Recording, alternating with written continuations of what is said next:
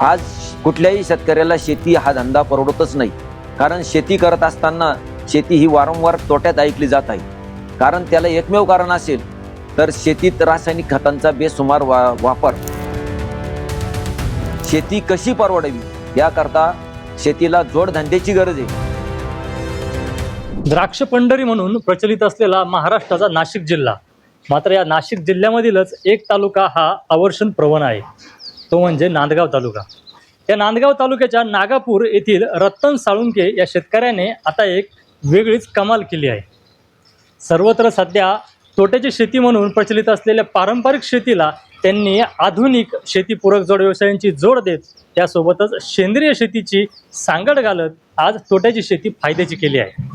नक्की त्यांनी आपल्या शेतीमध्ये काय बदल केले आणि त्यांची तोट्याची शेती कशी फायद्याची झाली जाणून घेऊया आजच्या या व्हिडिओमधून. आवर्षण प्रवण भाग, त्यात वडिलोपार्जित शेती अवघी जेमतेम 1 एकर, ज्यात मका, बाजरी, कांदा तसंच विविध भाजीपाला पिकांची साळुंखे लागवड करतात. मात्र त्यांची एक बाब उल्लेखनीय आहे, ती म्हणजे कमी क्षेत्र असून सुद्धा उपलब्ध संसाधनांचा प्रभावी वापर करून त्यांनी शेतीमध्ये उल्लेखनीय प्रगती साधली आहे. साळुंखे यांनी कृषी विभागाच्या विविध योजनांचा आणि तांत्रिक मार्गदर्शनाचा लाभ घेत माती तपासणी, बीज प्रक्रिया, बियाणे उगम क्षमता चाचणी यांसारखे वेगवेगळे उपक्रम राबवत ते आज शेती करतायत.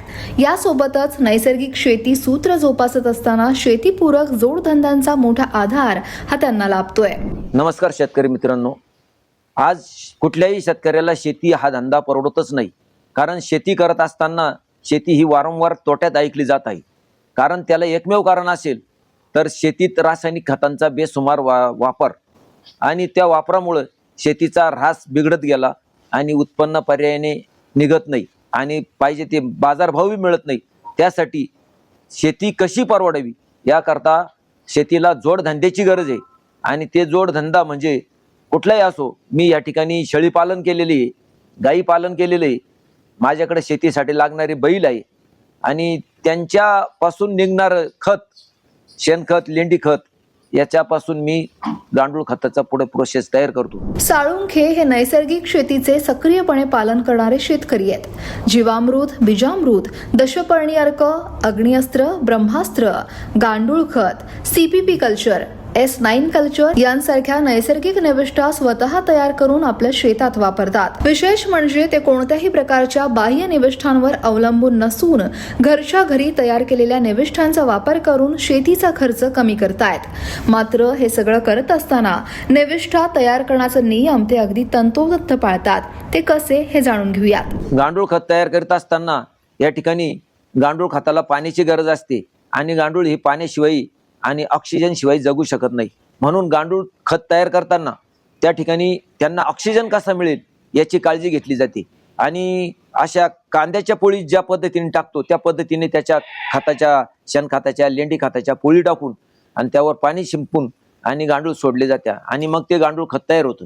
आणि गांडूळ खत कायम मॉइश्चर राहावा, त्यात गांडुळांची संख्या कमी होऊ नये, उष्णतेने ती मरू नये म्हणून मी त्या ठिकाणी चाऱ्याचं आच्छादन करतो, सडलेल्या चाऱ्याचं आच्छादन करतो आणि ते खत कायम ओलं राहतं. आणि असं मॉइश्चरयुक्त खत मॉइश्चरयुक्त जमिनीत जावा याकरता मी ते जमिनीवर त्या ठिकाणी 2-1 लिटर पाणी खाली शिंपून आणि नंतरच ते खत ट्रॅक्टरच्या साहाय्याने त्या ठिकाणी ओल्या जागेवर टाकणार आणि तिथंही ते डाखळाच्या चाऱ्याने झाकून ठेवणार. आणि जेव्हा पावसाळा येईल आणि पाऊस पडल्याच्या नंतर जमीन मॉइश्चरयुक्त होईल त्या टायमाला मॉइश्चरयुक्त जमिनीमध्ये ते मॉइश्चरयुक्त खत मी कालवले. हे जे काही गांडूळ खत तयार करतो त्या गांडूळ खतामुळे माझ्या शेतीला कुठल्याही रासायनिक खताची गरज भासत नाही आणि पर्यायाने माझा खर्च कमी होतो आणि उत्पन्न चांगलं निघतं आणि ते विषमुक्त उत्पन्न मला मिळतं. कृषी विभाग आणि आत्मा यांच्या माध्यमातून सेंद्रिय आणि नैसर्गिक शेतीविषयक प्रशिक्षण घेत तसंच गाव पातळीवरच्या कृषी प्रशिक्षण कार्यक्रम, शेतकरी शाळा आणि वेगवेगळ्या तांत्रिक मार्गदर्शन शिबिरांमध्ये सहभाग घेऊन साळुंखेंनी ज्ञान आणि कौशल्य वाढवलं, ज्याचा उपयोग ते आज अल्प शेती असताना सुद्धा करत असून त्यातनं समृद्ध उत्पन्न मिळत असल्याचं सुद्धा आनंदानं सांगतात. तसंच शेतीपूरक जोडधंदा म्हणून अर्धबंदिस्त शेळी पालनामुळे सुद्धा त्यांच्या उत्पन्नात वाढ व्हायला मदत झाली आहे. आज नैसर्गिक शेती, विविध निविष्ठा निर्मिती, यशस्वी शेतीपूरक जोडधंदा आदींमुळे साळुंके उत्पादन खर्चात बचत आणि उत्पादकतेत वाढ साध्य करणारे नांदगाव परिसरातील शेतकऱ्यांसाठी प्रेरणादायी आणि आदर्श शेतकरी म्हणून ओळखले जात आहेत. रवींद्र जाधवसह ब्युरो रिपोर्ट, लोकमतagro.com.